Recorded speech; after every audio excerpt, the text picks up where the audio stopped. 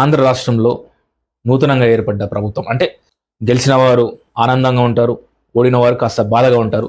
ఇద్దరికి కూడా ప్రజాక్షేత్రంలో వాళ్ళకి మంచి పేరున్న వ్యక్తులే.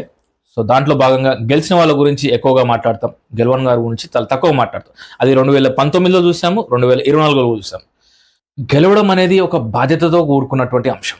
చంద్రబాబు నాయుడు గారు అంతకుముందు ఎన్టీ రామారావు గారు ముఖ్యమంత్రిగా ఉన్నప్పటి నుంచి కూడా చంద్రబాబు నాయుడు గారిని చూడటం జరిగింది. వారిని పవన్ కళ్యాణ్ గారు కూడా వారి దగ్గరికి మేము వెళ్ళటం.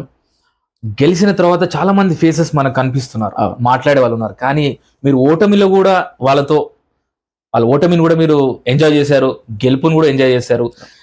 1980 నుంచి 2000 వరకు బార్న్ కిడ్స్ ఎవరైతే ఉంటారో మీరు ఇన్ఫ్లుయెన్స్ ఉంటుంది ఈ పిల్లలలో, చాలా ఉంటది. అతని హెయిర్ స్టైల్ కానివ్వండి, అతని మీరు తొలి ప్రేమ చూడండి. తొలి ప్రేమ అనేది అప్పుడు మేము ఇంటర్మీడియట్ కాలేజ్ డేస్ లో అది బ్లాటీసీ క్రాస్ రోడ్స్ లో సంధ్యా థియేటర్ లో నాకు ఇప్పటికి బాగా గుర్తుంది.